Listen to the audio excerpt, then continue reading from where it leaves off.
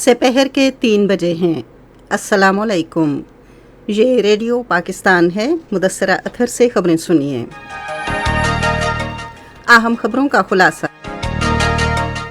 وزیر اعظم نے کہا ہے کہ انڈونیشیا سے خوردنی تیل کی بروقت درآمد نے ملک میں تیل کے بحران کو ٹال دیا ہے۔ وزیر اطلاعات نے ملک میں مہنگائی پر قابو پانے کے لیے حکومت کے عزم کا اعادہ کیا ہے۔ خارجہ امور کی وزیر مملکت نے کہا ہے کہ فائنینشیل ایکشن ٹاسک فورس کے اجلاس کے نتائج کے بارے میں قبل از وقت اندازے لگانے اور اس حوالے سے قیاس آرائیوں سے اجتناب کیا جائے۔ پاکستان اور متحدہ عرب امارات نے صحت کے شعبے میں دو طرفہ تعاون بڑھانے کی خواہش ظاہر کی ہے۔ امریکہ نے بھارتیہ جنتا پارٹی کے 2 عہدیداروں کے حضرت محمد رسول اللہ خاتم النبیین صلی اللہ علیہ وآلہ وسلم سے متعلق گستاخانہ بیانات کی مذمت کی ہے۔ ریڈیو ٹیلی ویژن کے نامور میزبان فلمی اداکار، شاعر اور مصنف طارق عزیز کی دوسری برسی آج منائی جا رہی ہے۔ خبروں کی تفصیل۔ وزیر اعظم شہباز شریف نے کہا ہے کہ انڈونیشیا سے خوردنی تیل کی بروقت درآمد نے ملک میں تیل کے بحران کو ٹال دیا ہے۔ آج اسلام آباد میں وزیر صنعت و پیداوار مخدوم مرتضی محمود سے بات چیت کرتے ہوئے وزیر اعظم نے کہا کہ انڈونیشیا سے درآمد کیے جانے والے 25 لاکھ میٹرک ٹن خوردنی تیل سے ملک میں تیل کی قیمتیں کم ہوں گی۔ وزیر اعظم نے انڈونیشیا سے خوردنی تیل درآمد کرنے کے لیے وفاقی وزیر کی خصوصی کوششوں کو سراہا۔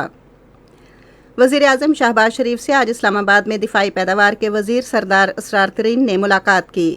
ملاقات میں انہوں نے ملک کی موجودہ سیاسی صورتحال پر تبادلہ خیال کیا۔ سردار اسرار ترین نے عوام دوست بجٹ دینے پر وزیر اعظم کو خراج تحسین پیش کیا۔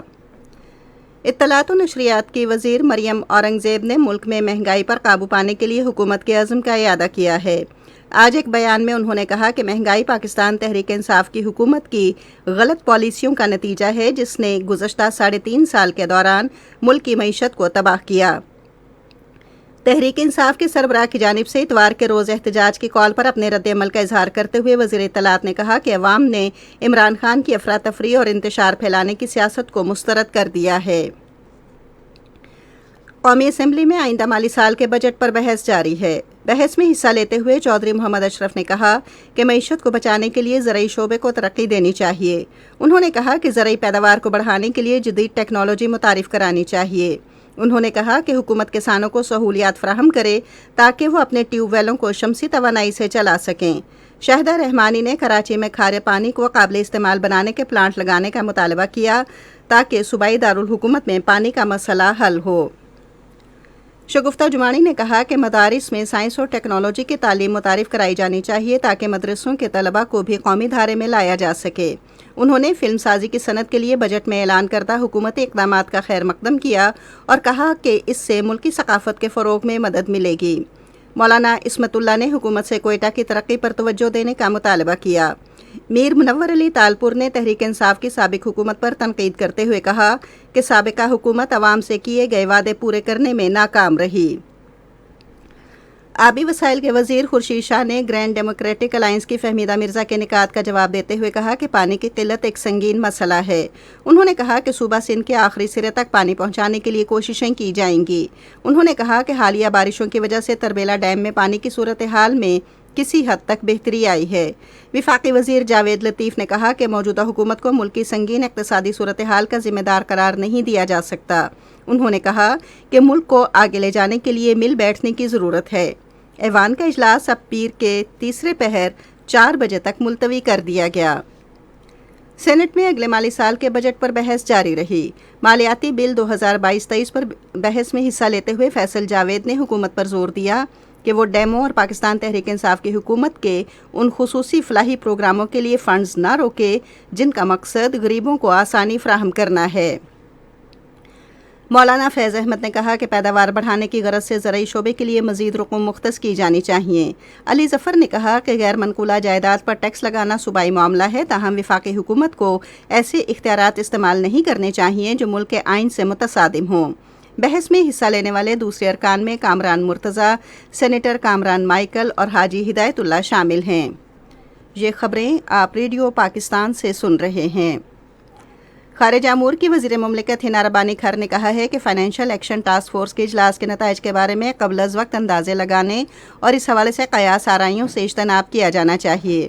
آج ایک ٹویٹ میں انہوں نے کہا کہ فائنینشیل ایکشن ٹاسک فورس کا اجلاس جرمنی کے شہر برلن میں جاری ہے اور آج رات اجلاس کے اختتام پر اعلامیہ جاری کیا جائے گا۔ وزیر مملکت نے کہا کہ اس حوالے سے کل صبح اسلام آباد میں وزارت خارجہ امور میں میڈیا بریفنگ کا انعقاد بھی کیا جائے گا۔ پاکستان اور متحدہ عرب امارات نے صحت کے شعبے میں دو طرفہ تعاون بڑھانے کی خواہش ظاہر کی ہے۔ اس خواہش کا اظہار وزیر صحت عبدالقادر پٹیل، جو متحدہ عرب امارات کے سرکاری دورے پر ہیں، کی ابوظہبی میں شاہی خاندان کے رکن شیخ حمد بن دلموک المکتوم اور ان کے گروپ کے ساتھ ملاقات میں کیا گیا۔ متحدہ عرب امارات کی حکومتی ٹیم نے وزیر صحت اور ان کے وفد کو ملک میں جدید میڈیکل سائنس سے متعلق ہونے والی ترقی کے بارے میں آگاہ کیا۔ اس موقع پر اظہار خیال کرتے ہوئے وزیر صحت نے کہا کہ حکومت پاکستان ملک میں صحت کے شعبے کی ترقی کے لیے خصوصی اقدامات کر رہی ہے۔ صحت کے شعبے سے تعلق رکھنے والے متحدہ عرب امارات کے گروپوں نے پاکستان میں پلازمہ کی تیاری کی سہولتیں قائم کرنے میں دلچسپی ظاہر کی۔ امریکہ نے بھارتیہ جنتا پارٹی کے 2 عہدیداروں کے حضرت محمد رسول اللہ خاتم النبیین صلی اللہ علیہ وآلہ وسلم سے متعلق گستاخانہ بیانات کی مذمت کی ہے۔ امریکی محکمہ خارجہ کے ترجمان نیڈ پرائس نے ایک پریس بریفنگ میں کہا کہ ہم مذہبی اور عقائد کی آزادی سمیت انسانی حقوق سے متعلق خدشات پر بھارتی حکومت سے اعلیٰ سطح پر باقاعدگی سے رابطے میں رہتے ہیں۔ ترجمان نے ایک سوال کے جواب میں پاکستان کو ایک شراکت دار قرار دیتے ہوئے کہا کہ ان کا ملک ایسے انداز میں شراکت داری کو آگے بڑھانا چاہتا ہے جو باہمی مفاد میں ہو۔ مقبوضہ مغربی کنارے کے علاقے جنین میں اسرائیلی فوج کی کارروائیوں میں 3 فلسطینی شہید اور 10 زخمی ہو گئے۔ فلسطین کی وزارت صحت کے ذرائع کے مطابق صبح کے وقت تقریباً 30 اسرائیلی فوج کی گاڑیاں جنین میں داخل ہوئیں اور ایک کار کا محاصرہ کیا اور اس میں موجود 4 افراد پر فائرنگ کی، جن میں سے 3 جاں بحق جبکہ ایک شخص شدید زخمی ہو گیا۔ ریڈیو ٹیلی ویژن کے نامور میزبان، فلمی اداکار، شاعر اور مصنف طارق عزیز کی دوسری برسی آج منائی جا رہی ہے۔ طارق عزیز نے اپنے کیریئر کا آغاز 1960 کی دہائی میں ریڈیو پاکستان سے کیا اور بعد میں پاکستان ٹیلی ویژن کے پہلے میزبان بن گئے۔ وہ اپنے مشہور پروگرام نیلام گھر سے مشہور ہوئے، جو 1974 میں شروع ہوا اور بعد میں اس کا نام طارق عزیز شو کر دیا گیا، جو 4 دہائیوں تک نشر ہوتا رہا۔ 1994 میں طارق عزیز کو تفریحی شعبے میں ان کی خدمات کے اعتراف میں تمغہ حسن کارکردگی عطا کیا گیا۔ طارق عزیز آج ہی کے دن 2020 کو 84 سال کی عمر میں لاہور میں حرکت قلب بند ہو جانے سے انتقال کر گئے تھے۔ محکمہ موسمیات نے کہا ہے کہ وہ پری مونسون بارشوں کے جاری سلسلے کے دوران سیلابی صورتحال سے بچاؤ کے لیے واسط سمیت متعلقہ اداروں کے ساتھ تعاون کر رہا ہے۔ ان خیالات کا اظہار محکمہ موسمیات کے ڈائریکٹر جنرل ماہر صاحبزاد خان نے آج ریڈیو پاکستان کے خبروں اور حالات حاضرہ کے چینل کو خصوصی انٹرویو دیتے ہوئے کیا۔ انہوں نے کہا کہ کچھ شہری علاقوں میں سیلابی صورتحال کا خدشہ ہے، جہاں مسلسل 1 گھنٹے سے زائد وقت تک 40 ملی میٹر سے زیادہ بارش ہوئی۔ ڈی جی محکمہ موسمیات نے کہا کہ بارشوں کا حالیہ سلسلہ منگل تک جاری رہے گا، جس سے نہ صرف درجہ حرارت میں کمی میں مدد ملے گی بلکہ اس سے کپاس اور گنے کے کاشتکاروں کو بھی سہولت ملے گی۔ آج اسلام آباد سمیت ملک کے مختلف حصوں میں زلزلے کے شدید جھٹکے محسوس کیے گئے۔ ریکٹر سکیل پر زلزلے کی شدت 5 ریکارڈ کی گئی۔ محکمہ موسمیات کے مطابق زلزلے کا مرکز افغانستان اور تاجکستان کا سرحدی علاقہ تھا۔ ریڈیو پاکستان آج سے پہر 3:30 بجے اپنے قومی پروگرام میں خصوصی سیمینار نشر کرے گا۔ موضوع ہے حضرت عیسیٰ علیہ السلام، سلسلہ ہے کائنات کی افضل ترین ہستیاں۔ تیسرے پہر 4:05 پر ایک اور قومی پروگرام میں زمین کو خشک سالی اور بنجر ہونے سے بچانے کے عالمی دن کے حوالے سے ایک مباحثہ نشر کیا جائے گا۔ موسم محکمہ موسمیات کی پیشگوئی کے مطابق آئندہ 12 گھنٹے کے دوران خیبر پختونخوا، پنجاب، اسلام آباد، گلگت بلتستان اور کشمیر میں مطلع جزوی ابرآلود رہنے اور تیز ہواؤں اور گرج چمک کے ساتھ بارش کا امکان ہے۔ بالائی سندھ اور شمال مشرقی بلوچستان میں گردآلود ہوائیں چلنے کے ساتھ ساتھ گرج چمک کے ساتھ بارش ہوگی۔ اس دوران بعض مقامات پر موسلا دھار بارش اور ژالہ باری بھی متوقع ہے، جبکہ ملک کے دیگر حصوں میں موسم گرم اور خشک رہے گا۔ آج ریکارڈ کیا گیا بعض شہروں کا درجہ حرارت: اسلام آباد 36 ڈگری سینٹی گریڈ، لاہور اور گلگت 28، کراچی 35، پشاور 32، کوئٹہ 37، مرید 23 اور مظفر آباد 38 ڈگری سینٹی گریڈ۔